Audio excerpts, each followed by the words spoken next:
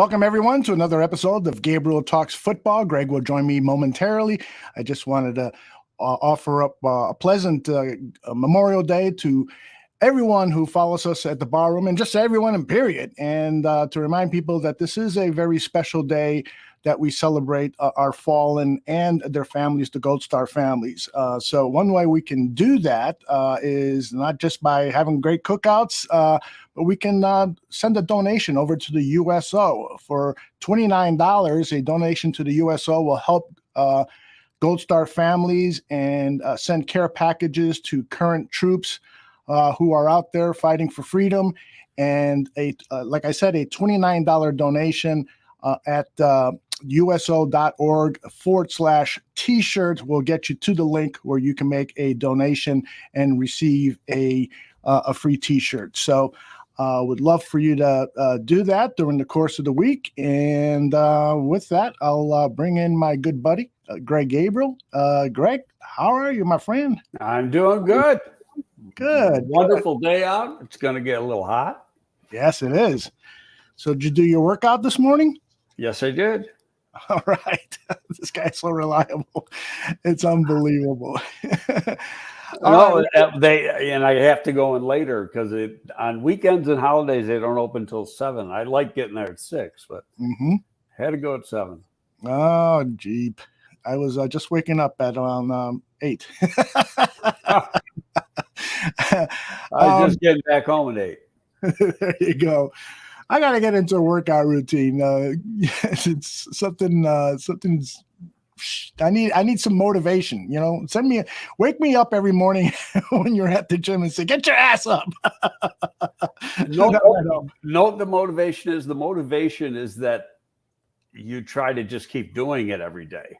Yeah. You know, and then you're going to get pissed off at yourself if you don't. Yeah. So, and a lot of times I'll take one day off a week. So I'm lifting because I lift each time I go. So that's lifting 6 days a week. But now I've gone 8 days in a row.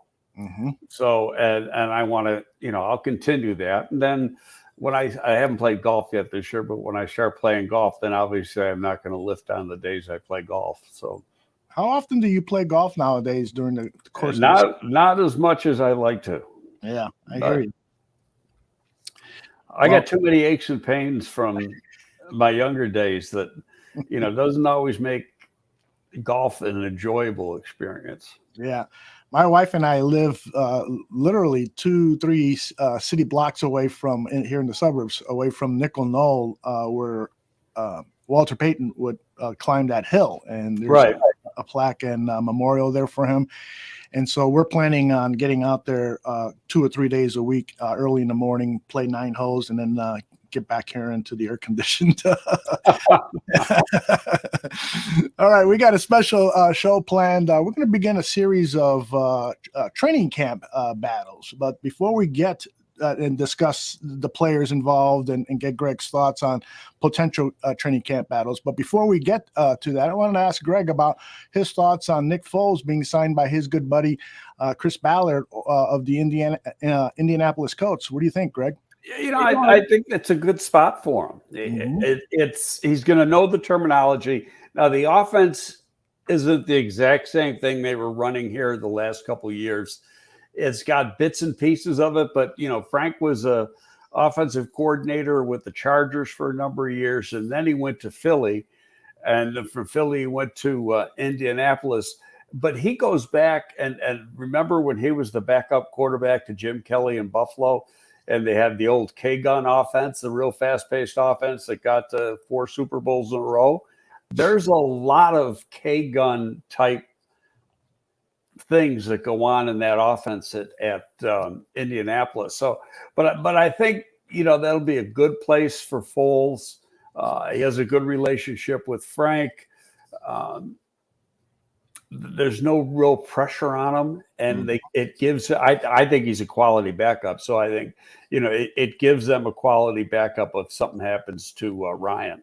Right. I think it's also a signal that they are really, really going to go for it this season. They don't want, if there's an injury with the veteran quarterback that they picked up to be their starter, Matt Ryan, if there's an injury, they don't necessarily want to risk bringing in Sam Ellinger, who is a good developmental prospect. And they, from reports that I've read, they really like him a lot over there, but they'd rather go with a veteran like Nick Foles in case they need a spot starter or somebody to finish a game. Is that your feeling as well? Yeah, I think so. But I also think that, come next April, they may be looking to draft a young guy too.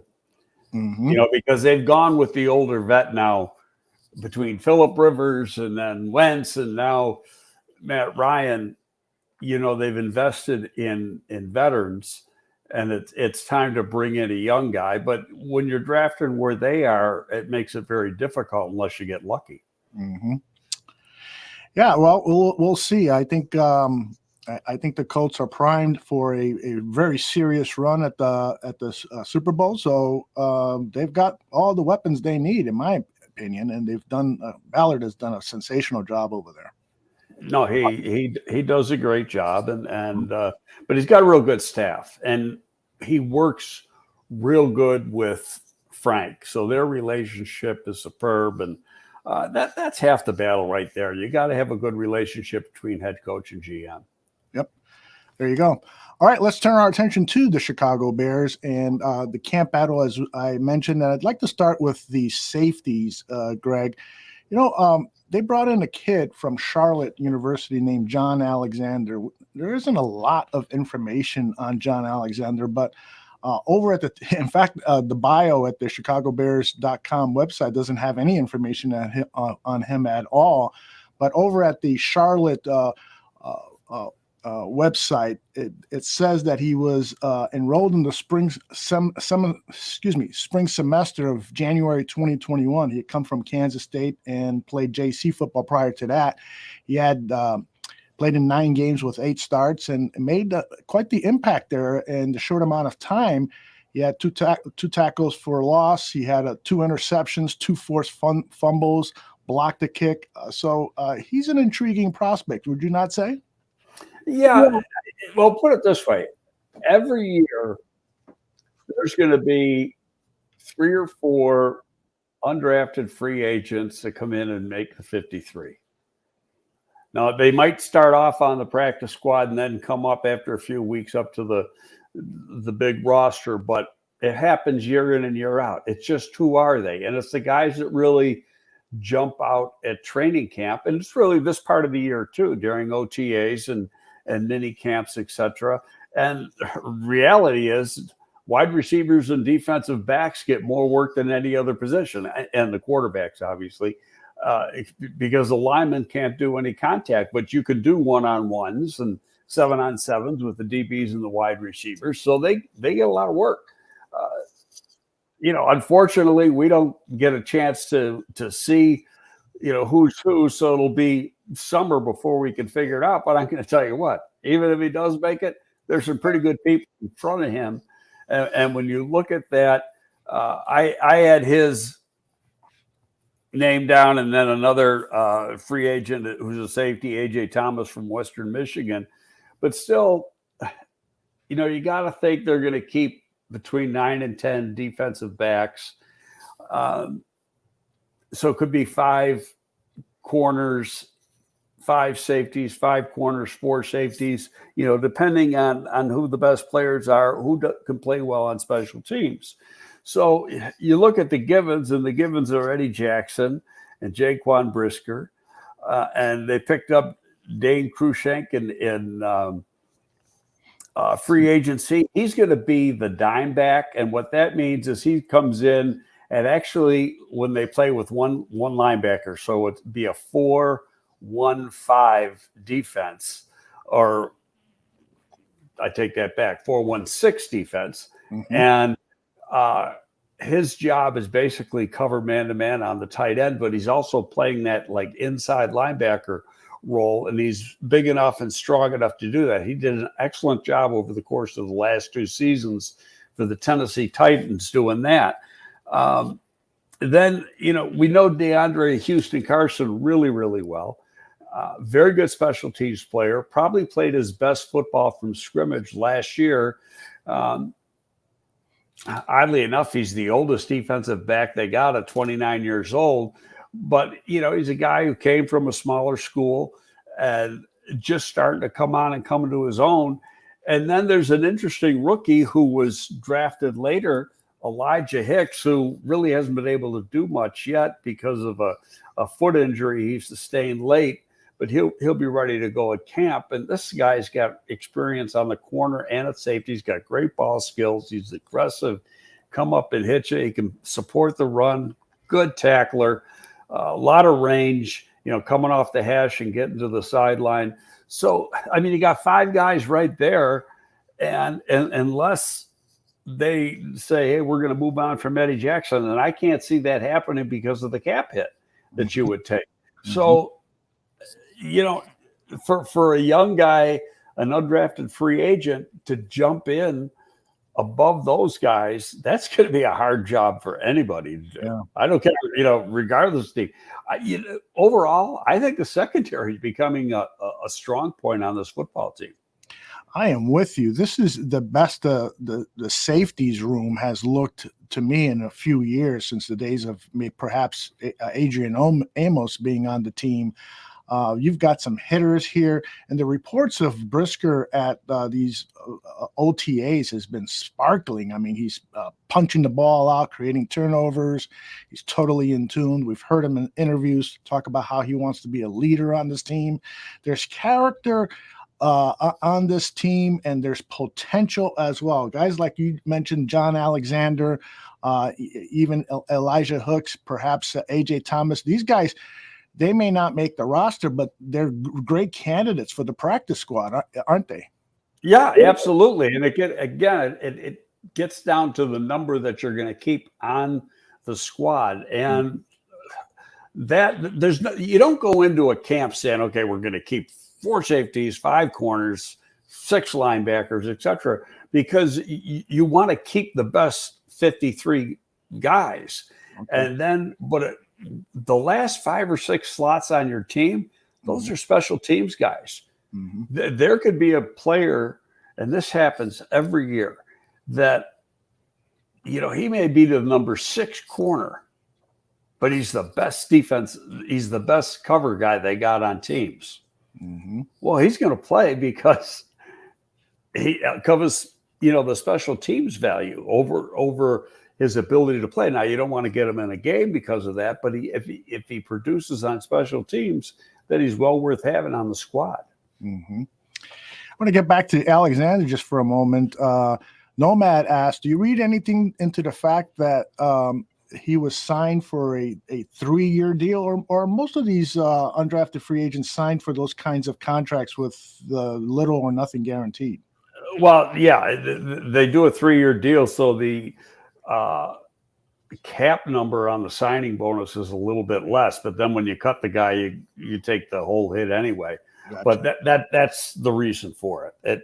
That's typical. Then they're playing 3 years, where the drafted rookie signed 4-year contracts, and there's no ifs, ands, or buts. It's a 4-year contract. Mm-hmm. And the undrafted, you can sign them to a 2-year deal. We used to do a lot of 2-year deals, but now pretty much around the league, it's a 3-year deal, and then they become an RFA for a year. Okay. The other thing about Alexander, man, the size on this kid, 6'3", 210 pounds. That is a strong safety body, wouldn't you say? Yeah, but, reality is, though, Aldo, is that the big box safety, that 10 years ago, that was the guy you wanted. You don't necessarily have these guys. Got to have cover skills. And that's why Cruikshank's about 6'1", 6'2", and 210 pounds.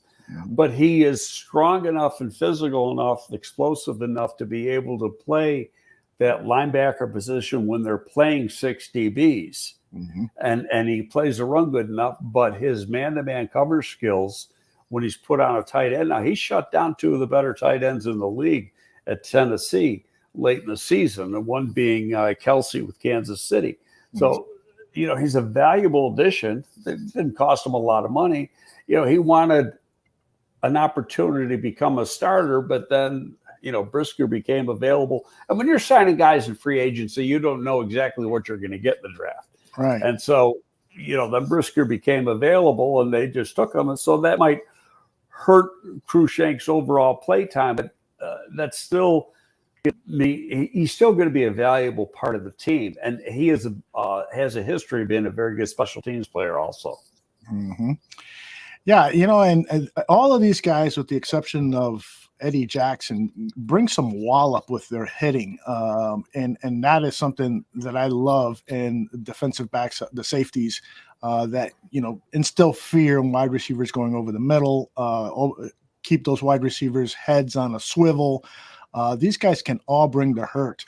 Even guys like A.J. Thomas and Bo Pete Keys, and frankly, I haven't seen tons of tape on them, but what I've seen and read, these guys can all pack a wallop. They're good, hard-hitting safeties.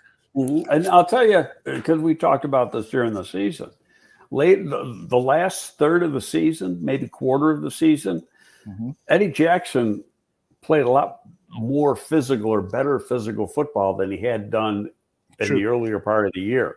Yes. So, and now with this new scheme, new coaching staff, maybe we're going to see the hope is we're going to see the Eddie Jackson that we saw early in his career. Yeah. Yeah. And this, the framework of this cover 2 defense as well as anybody. And so talk to us a little bit about the importance of the safety role in this defense, and with what you've learned about what Eberflus is going to do in terms of taking it from Lovey's 1.0, as you put it, to the 3.0. What are some of the changes we might see with the safeties? Well, the first thing is that when you say Tampa 2, it's really a misnomer. Because when you say Tampa 2, you're saying you're going to play cover 2 when that's predominantly a zone defense. It's not true. Flus runs a lot of man coverage. Okay, now you can have man underneath and zone deep.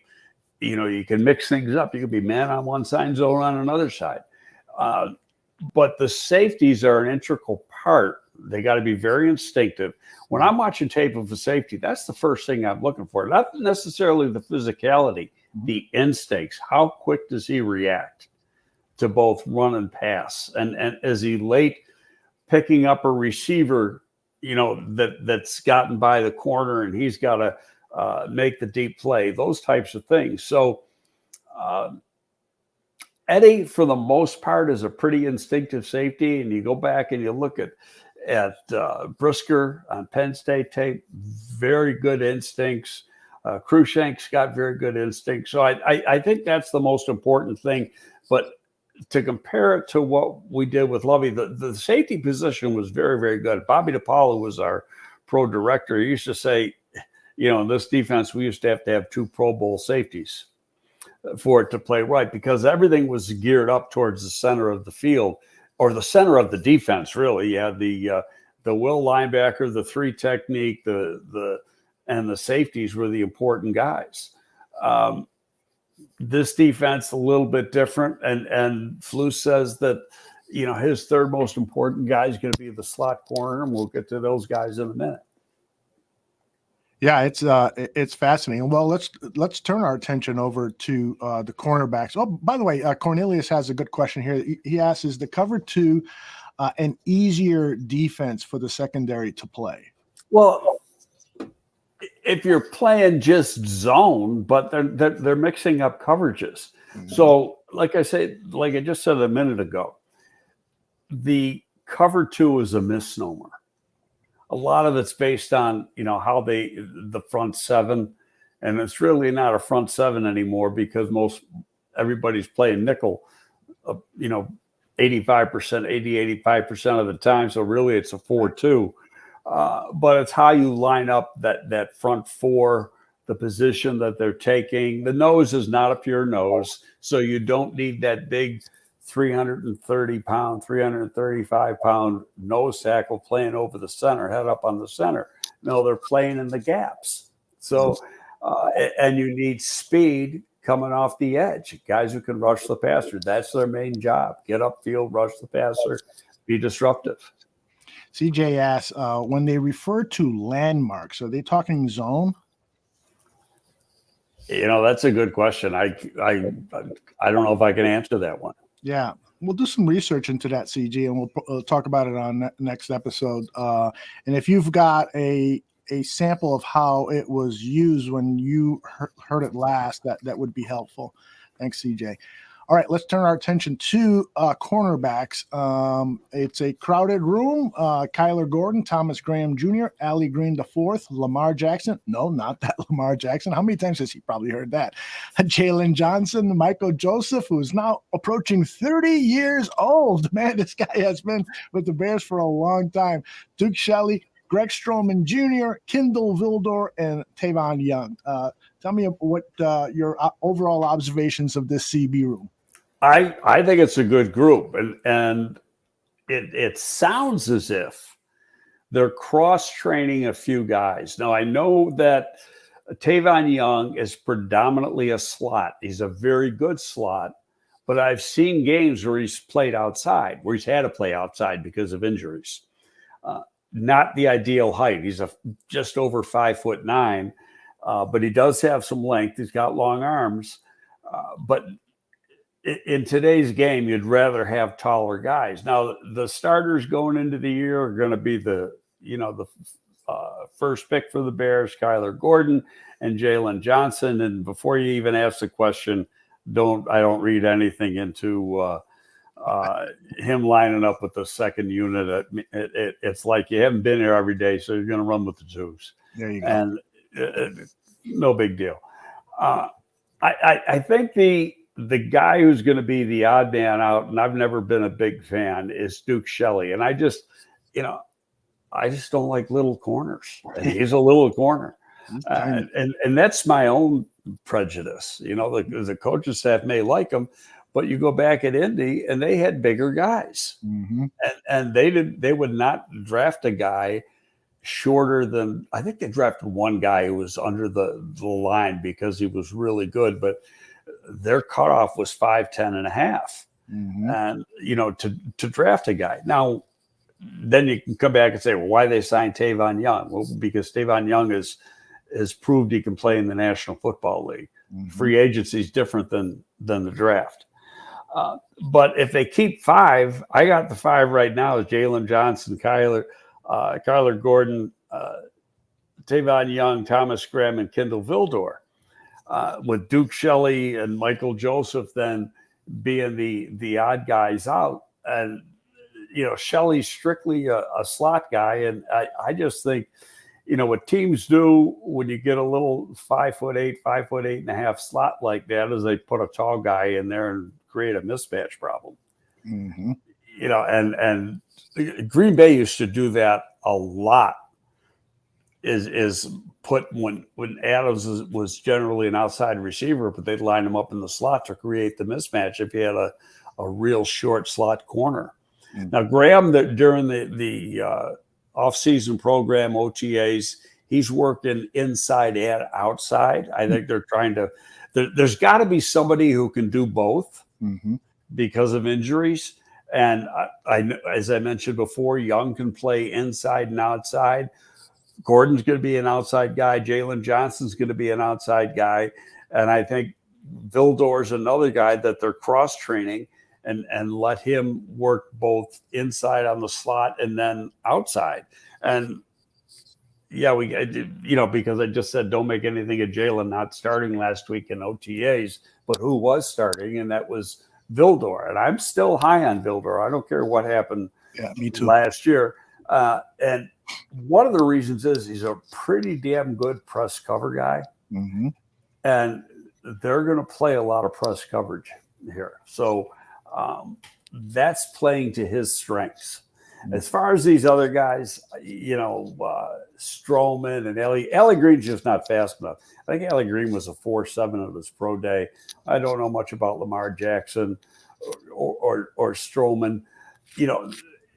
Like the guys we talked about at the safety position, they got to jump out now during OTAs and the upcoming mini camp, and then at training camp.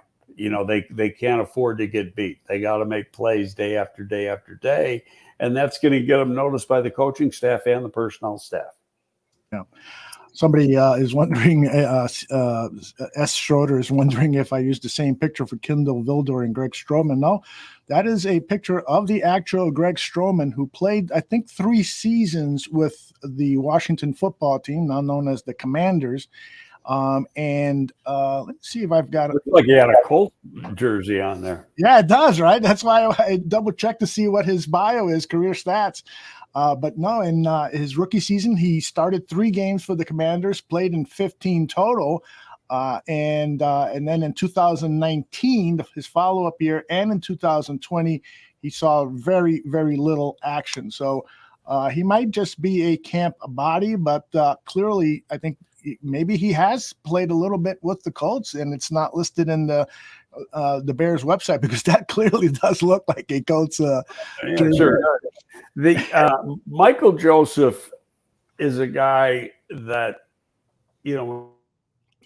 I thought may need a year on the practice squad, and then he's going to make his way up to the varsity.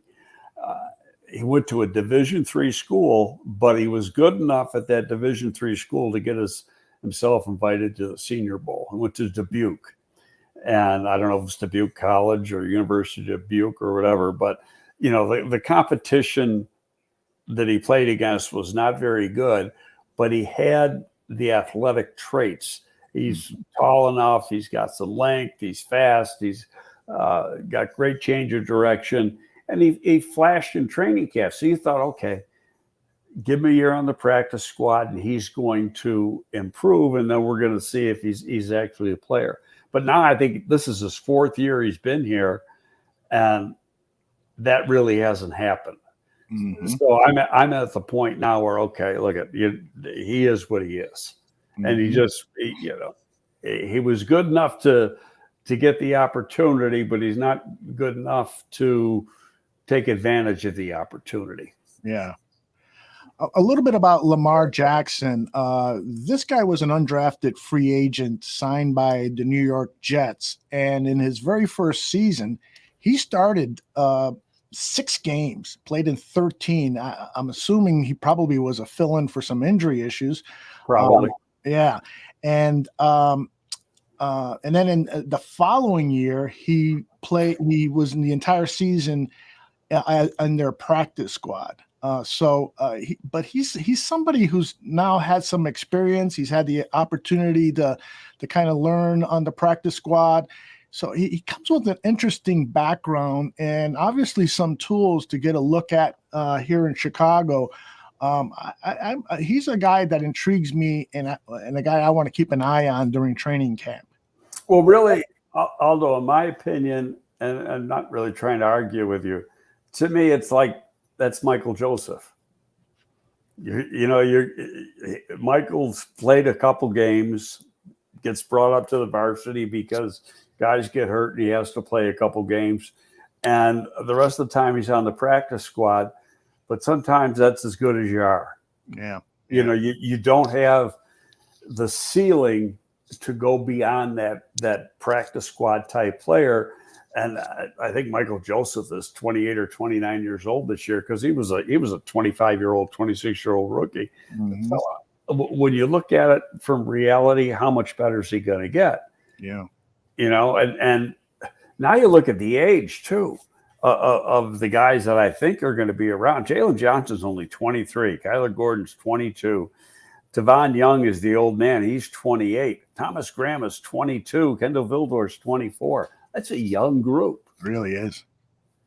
It's a young group, and I think the Bears organization has done a super job of upgrading the overall defensive backfield during this offseason. They truly were. I mean, when you look at the analytics, and if you watched every game like all of us have, that group regressed over the period since Vic Fangio left. They certainly regressed, and I still feel pretty good about Sean Desai as a defensive coordinator, but perhaps he just didn't have the weapons and the tools to implement Vic Fangio's type of defensive backfield play that Fangio has made so famous in the NFL. Well, I think it might be a combination of both. He just, he's not Vic Fangio, and he just might not been as good. And don't forget, before that, he was one of the DB coaches, and I'm just trying to be realistic here. Maybe he's not as good as we thought he was going to be. Very, very smart guy. But I've been around some pretty good defensive back coaches, and a lot of it is drill work and the footwork that you're doing, so that they become these quick twitch type players. And you got to have that. And this group as a whole, I like it. Just remember, going into the draft for weeks, I kept saying they have to get a corner. Yes, you did. and nobody, no, well, what do you need a corner for? You got Thomas Graham. No, you got to get a corner. Yes, indeed. I think if anything that we've learned about this new Chicago Bears administration is they really value having depth and having a competition. Now, we've heard that, of course, from Ryan Pace and others who have been GMs with the Bears. But boy, it's really refreshing to see, the fact that many of these rooms are loaded with depth and competition. And so training camp is going to be a joy to watch if we can get access to the limited amount of tickets that they have for camp this summer. So we'll keep an eye on that. Overall, you probably haven't had a chance to compare this group with what the Packers and Vikings and Lions have done. Well, we haven't seen them, so yeah. It's really going to be until we see them in games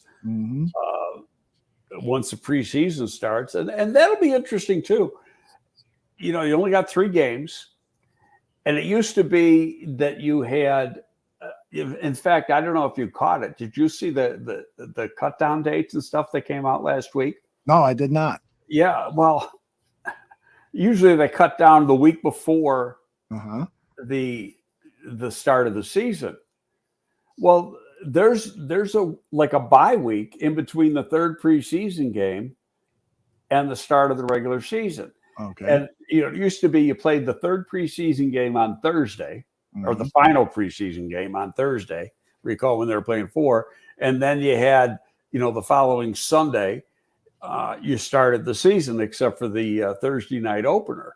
And cut down was on Friday and Saturday, with Saturday being the main cut down day. Well, they've switched that. Okay, so now the 3rd week of the preseason, there's 3 games. Now there's 2 weeks between the end of the preseason and the start of the regular season. And the cut down is until the following Tuesday. Okay. So then you're going to have that week of practice, Tuesday, Wednesday, Thursday, Friday. They'll probably give them the weekend off. And then you start game prep the following week for your opening game. And so you're going to have 2 weeks of practice with basically 2 full weeks of practice with your 53 and your practice squad. Now they'll be making some changes. And then, and the big change, there's always a big change after week 1, usually across the league. And it's not with young players, it's with older players. And the reason being is just the contractual status of an older player. If a vested veteran is on the team for game 1, his contract becomes guaranteed for the rest of that season. Even if he gets, you cut him after week 2, he's still getting his money. But if you bring him in game 2, he's not on the roster game 1, you bring him in game 2, he's week to week, just like everybody else. That's a nasty little aspect of the game that the owners got away with the CBA, don't you think? I mean, well, it's been like that forever. But really, what happened? Oh yeah, for years. But what happens then is that there's guys that there's veterans who can play, but you just aren't having them on the roster on week 1. You're going to bring them week 2. And then you don't. And depending, they could be a perfect person is Peters last year. They brought him in after game 1. Okay, so now he becomes week to week. You give him a $4 million contract or whatever the hell they gave him, but he's not getting all that money unless he suits up and plays every week. Yeah. Okay. Explain to us about the June 1st cuts and why there might be an influx of talent available after June 1st. How does that work? Well, every team could designate up to 2 players with a post June 1st designation. So really it's June 2nd. Okay. In the Bears case, I think it was Nick Foles and Tariq Cohen. Mm-hmm. And the reason that you have the that June 1st date is because now you don't take the full hit on the remainder money. It gets spread out over 2 years. Mm-hmm. So the amortization of any guaranteed money is spread over 2 years. So there's a smaller cap hit this year and then another cap hit next year. Now, if you just want to swallow the pill on cutting a guy, you'd cut him before June 1st. Mm-hmm. But now you can cut guys after June 1st. You're going to get hit with part of the guaranteed money and bonus money for this year, and then the remainder basically gets split in half. The remainder next year, and teams will wait. There's guys they've designated their 2, but there's others they know they want to get rid of, but they're going to wait until after June 2nd. A lot of times it could happen. You got 2 more weeks of the off-season program. You're done around the 14th, 15th, 16th of June. You're going to get done then, and then cut those guys then, and not bring them back 5 weeks later when you open up training camp. So it's pretty safe to say that these are going to be the main competitors for depth positions with the Chicago Bears. I mean, you got your starters here clearly, both at the cornerback positions and safety positions, but there probably will not be any additional notable names being added to the defensive backfield for competition. Is that kind of a safe assumption? I don't know if it's a totally safe assumption because you can bring in veterans, anytime up until camp starts and even during camp. Yeah, I guess. But it gets down to how comfortable, and again, at these positions and throw in wide receiver, between wide receiver and defensive back, you're getting more look at these players than any other players, and obviously your quarterback. And so you've had, 9 or in the Bears case, 2 mini camps. So that's 6 practices, plus you got your 9 or 10 OTAs. And so you've had a lot of practices to get a feel for what these guys have. And they could say, you know what, we need another veteran or whatever. And at the end of that period, and then sign somebody between the end of that final mini camp and another 3 weeks, or between that period and the beginning of training camp at the end of July. Okay. Nomad has a question. He says, what positions do you think that might be addressed after June 1st? Do you think? I have no idea. Yeah. Because we don't know. And it's not that I don't know. It's just we don't know what they think. Yeah. And they're not saying. Right. Everybody thought they were going to bring in another offensive lineman. They didn't. They want. I think the thinking is they want to get a pretty good idea who can play and who can't play. Now, the problem with the offensive and defensive line is that you're really 5 days into camp before you can even have contact. They changed the rules on that too now. Right. First of all, double sessions are back. Yeah. Okay. I don't know if you saw that. Yeah, I did. Yeah. But it's only one can be contact. And the other one's more like a mini camp type practice. And you can't have them, a whole bunch of them, but you can have more practices. And that's important because there's a lot of this thing is mental, and they cut down, when I started in the league, we had doubles every single freaking day. That's right. Oh, the only time he didn't have doubles was the day before a preseason game. Yeah. But not only doubles, but back then, coaches and training staffs weren't too keen on liberally giving water to the players out there. They're sweating a ton. Well, you didn't have an off-season program like you have now either. Yes. I mean, and part of double sessions, it's a tradition thing, which is to get the guys back in shape. Mm-hmm. Okay, well, now, it's a 12-month-a-year job. You better be in shape. You better report in shape. Yeah, indeed. Jordan is asking, do you believe that Lucas Patrick is penciled in with ink at the center position, or might they bring in a J.C. Treader and bump Patrick to the guard position? I think the ink's even dry. Yeah, I agree with you. If they were going to do it, they would have already done it. Yes, because the center position, even though it doesn't get the notoriety of say a left tackle, mm-hmm. That's the glue of the offensive line, mm-hmm.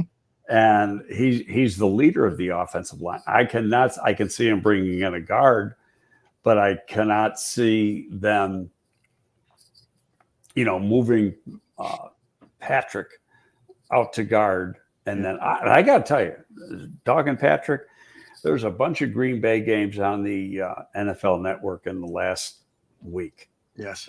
That sumbitch is a fucking player now. Yes, he is. Yes, he is. He's got. Excuse my French. You're allowed.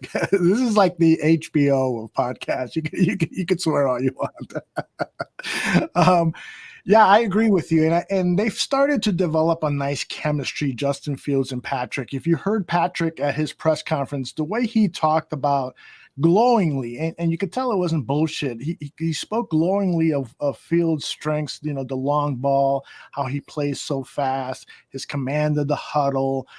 He talked about how he's evolved, to protect them at all costs. There's a nice chemistry and bond developing there. So why screw around with it? That right guard position is going to take care of itself. There's a lot of depth. The position I'm still concerned about is left tackle. Where are you, Greg, with feeling about the left tackle? Now that Tevin Jenkins has sort of said that he's very comfortable with the right tackle position. It's where he's played the most recently. Your dog just came in. Tell him everyone. He decided to come in. I'm going to shut and get in his fort. I'm going to shut the door here. Just okay. A second. Absolutely.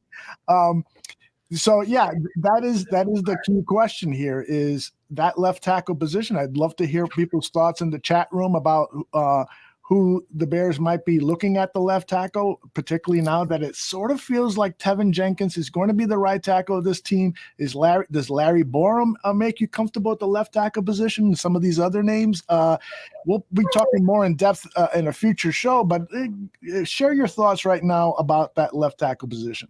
Well, I haven't heard any negatives, put it that way. And I'll tell you one thing that jumps out. And remember, we were talking about after Jimmy Arthur got hired as a strength coach, and we talked about, Jimmy Arthur follows the Rusty Jones program, and a lot of it's about body fat, body composition, muscle mass, etc. So fast forward to last week, and they're interviewing Tevin Jenkins, and it jumped out right at me right away. I've lost 20 pounds and 6% body fat. Yeah. They're buying into the program. And so now he's down to 24. Probably ideally you want him 23, 22, which shouldn't be that much harder to do. And if you look, I was on the Bears website earlier, and they had a bunch of pictures of guys they've taken, and Borum looks real trim.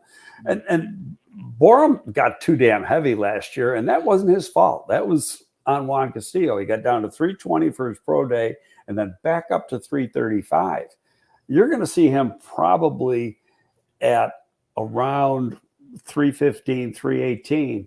And I went back and I looked, and he played right tackle. But in his final college season, so that's 2020, they played Georgia. Now, all these guys on the Georgia defense have been first and second round draft choices, right? Mm-hmm. He shut them out. Mm-hmm. They didn't get a sniff. Yeah. And he went often against the guy who was the first pick in this year's draft. Mm. And so, it's a matter of getting your footwork. But I think the sleeper here, and I'm saying this, I have no idea what the coaching staff thinks, is that if Braxton Jones and the line coach has already stated he's a natural pass protector. If he shows enough to be the starter and you got concern with the right guard, then I see no reason why they can't put Borum at right guard. Because you've got backup tackles. You signed Davenport, who's been a part-time starter and a backup, throughout his career. He's not a bad player. So you've got guys who can be swing tackles and everything else. You want your 5 best starting. Mm-hmm. Yep. Yeah, I've thought that too, Greg. And so I'm glad that you're confirming my speculation that we might see a right side of the offensive line with those 2 rookies from a year ago, Larry Borum at the right guard and Tevin Jenkins at the right tackle. Well, it's got to play out. We got to see what they do in training camp when they actually are getting live, because it's just right now it's more about assignments and what they can do athletically, etc. But you're still not seeing the pads popping. Yeah, exactly. And what is interesting about Larry Borum is that the body transformation that he did from the time that he played his final year in college to the time that he arrived at camp, during that period, he lost a lot of fat. He really trimmed down. And I'm sure that this off season, he's done even more work on his body. Is there a huge difference between body types that you want from a guard and a tackle? And if he doesn't know what position he's playing, does that hurt his potential development? No, and again, I wanted to watch his tape from college because at 350 pounds, I wanted to see how good he moved, and actually he moved pretty damn good because I just didn't remember. Right. And he can get out in space. There's times he's pulled. And so now he's 350, 355, and he's doing this. And against the Georgia defense, Georgia beats him, obviously, but like I said, he shut those guys down, and there was blocks that he had to do in space, and he didn't have a problem doing that. Mm-hmm. Now, in this outside zone scheme, there's going to be times when you got to pull, be able to adjust on the move, and make a productive block in space. I think he's well capable of doing it.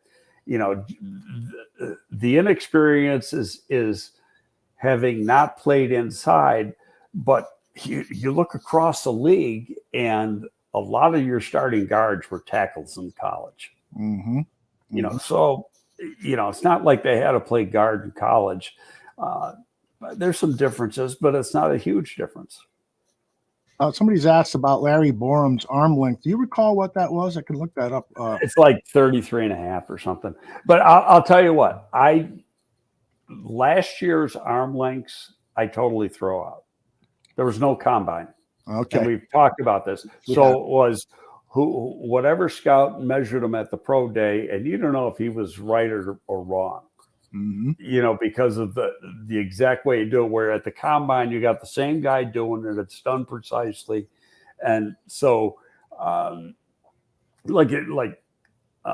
Jenkins had like 33 and a quarter or 33 and a half inch arms. You can look at him. He's got longer arms than that. Mm-hmm.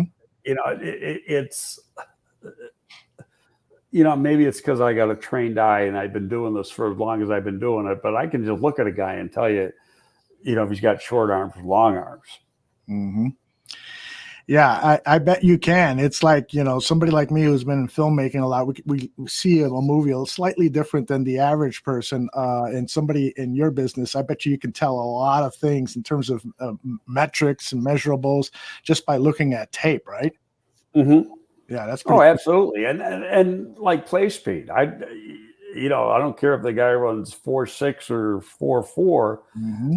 when you're watching him on the field. And Kevin White's a perfect example. Kevin White was a 4.35, but you turn on the tape and he looks like a 4.65. Yeah, yeah. Probably didn't know the playbook as well and was playing tentatively. You mentioned Oh, exactly. You Exactly. recently mentioned Tajay Sharp and that he plays faster than his 4.59 or whatever it is, that he plays faster than that. And I think that's an excellent example. Um, are you still holding out hope that a guy like Tajay Sharp could make this team? Not that you're hoping for it, but that Oh, yeah. he's a good competitor.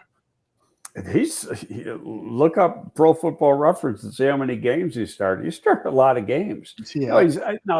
And he's caught a lot of balls. I mean, he's never had 50 catch seasons, but he's had a lot of 25, 28, 30 catch seasons. Mm-hmm. He's more of a role player, and he's a tall guy. And if Getsy's going to be like they were in Green Bay, he's going to want some tall receivers. Yeah, indeed.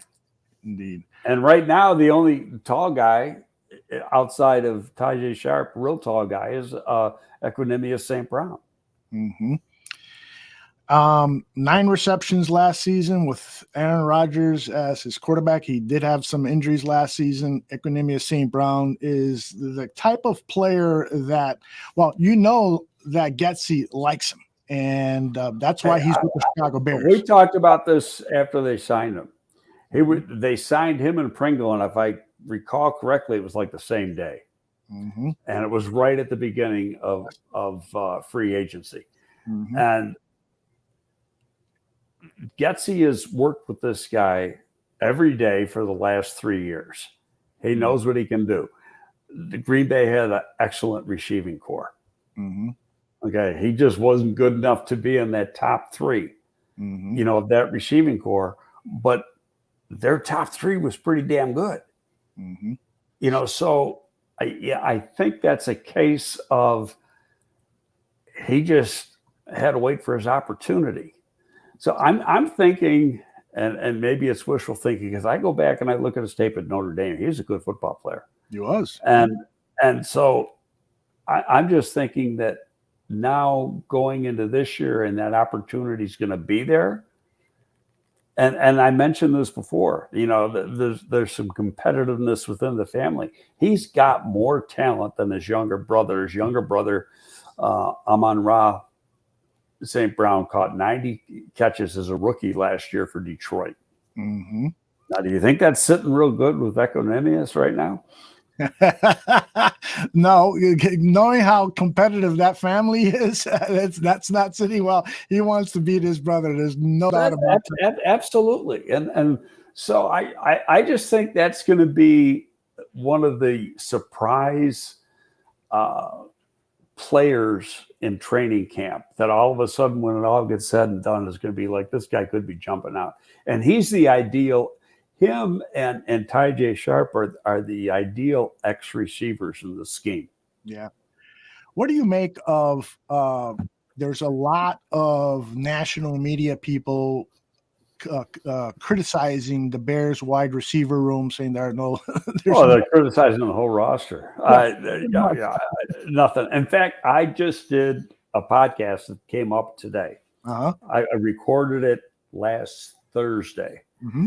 And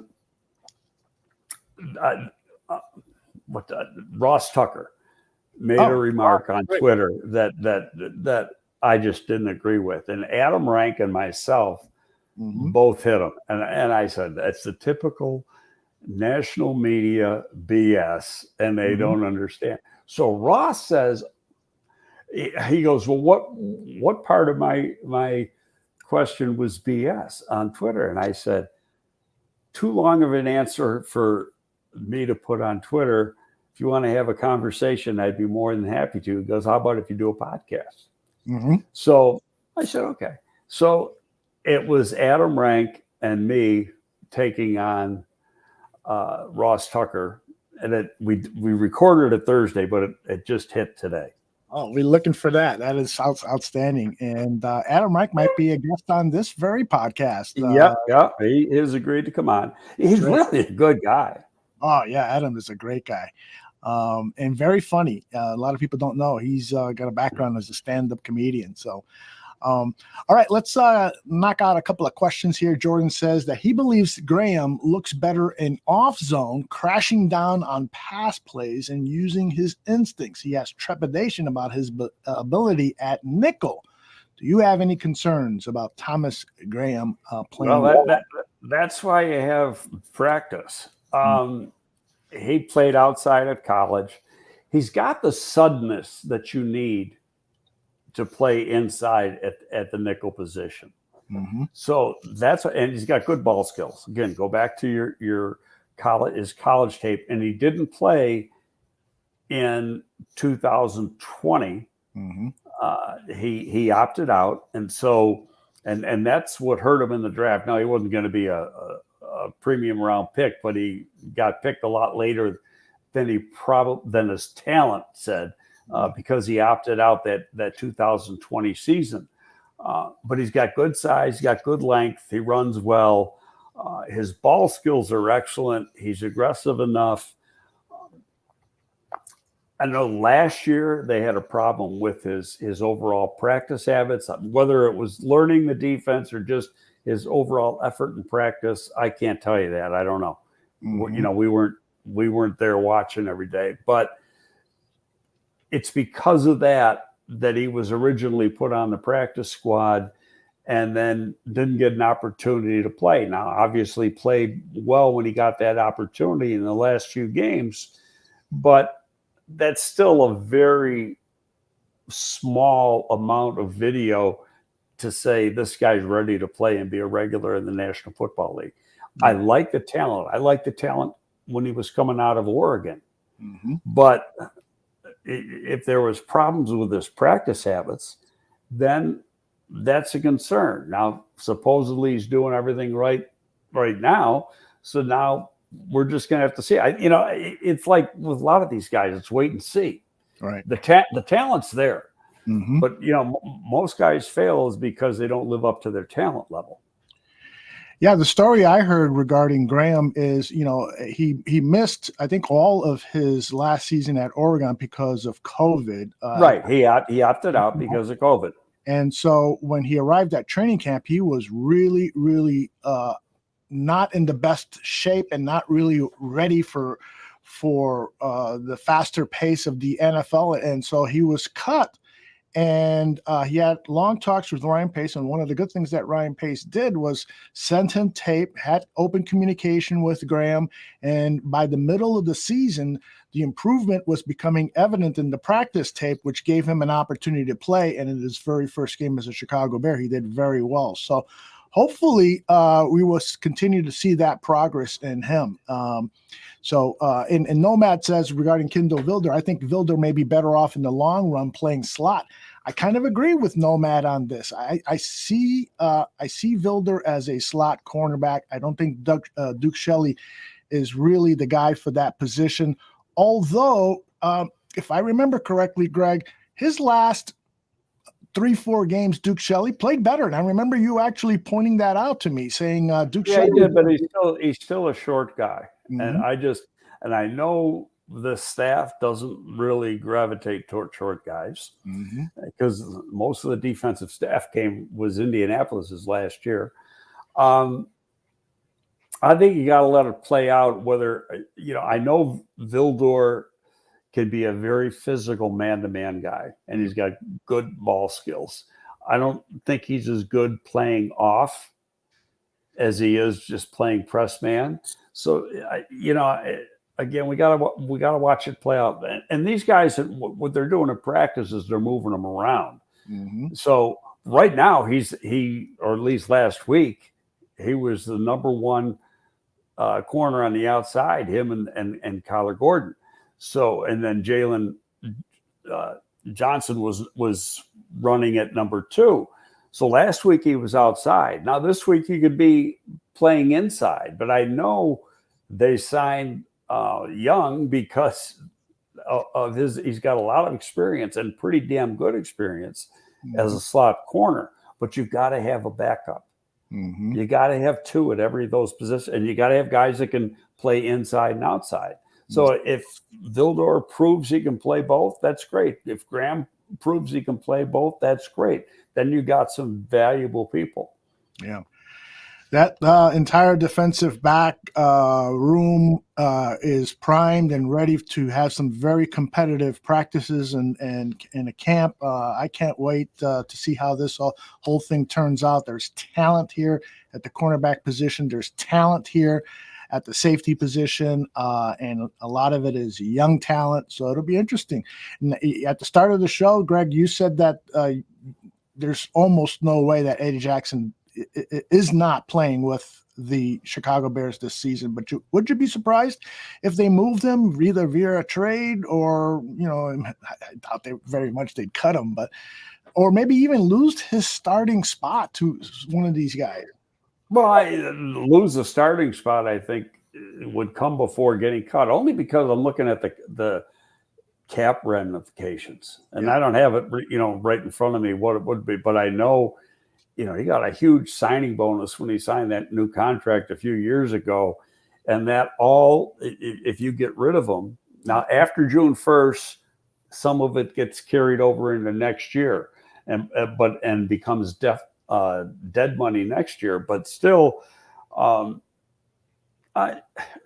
he's shown he can be a really good player.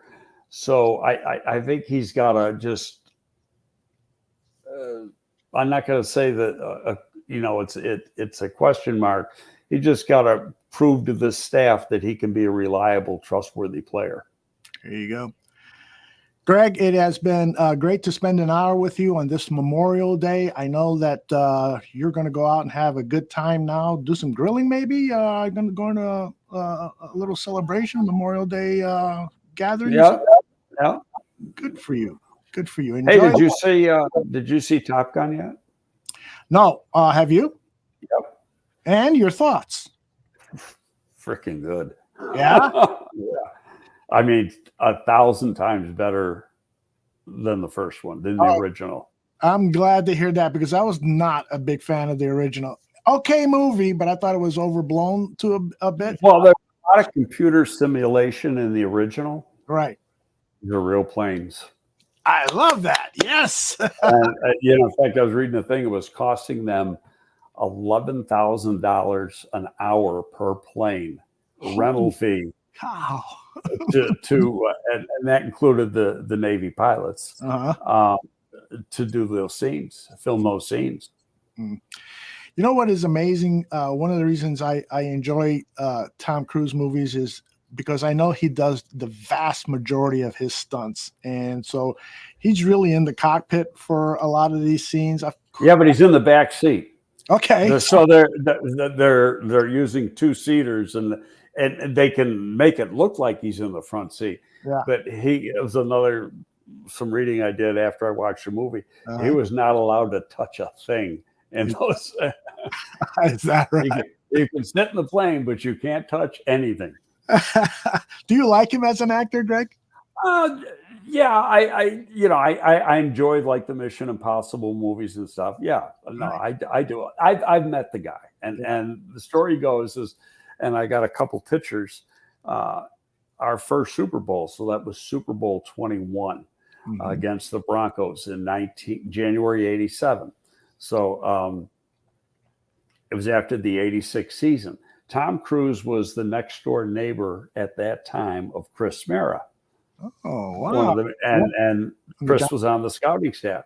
Yeah. So Tom Cruise hung out with all the scouts at that Super Bowl when he was at our post party and everything else. How cool is that? Yeah. One of my favorite Cruise movies is when he played a high school football player in the movie called All the Right Moves. Have you ever seen that? Yeah, it's in Pennsylvania. It takes place, exactly. like Pennsylvania coal country. Right, a fictitious town called Ampipe, America, because it was named after the steel company on that site, American Pipe, and so he plays a safety who is headed towards a college football career, but it gets sidetracked. 5'7", he really wasn't going to. That's right. But there's some good drama there, and a couple good love scenes too with Leah Thompson, who was famous from the Back to the Future movies. But anyway, we'll leave everyone with that. Greg's movie review, he gives it a thumbs up. Go watch Top Gun, and for those of you interested in our programming here at the Barroom Network, we've got a couple of shows tonight. It is the Double A Team and South Burbs Hitman, and then tomorrow Dan and Aldo bring their show at about 8 p.m. Central. Tomorrow we'll be talking a lot more Bears. So are we doing another position next week then? Yes, let's do offensive and defensive lines. What do you think? Sounds good. All right, brother. Have a great time at your gathering today. And for all of us at the Barroom Network, happy Memorial Day. Take care, everyone. Bye-bye. See you later. Bye-bye. All right, where's my video? There it is.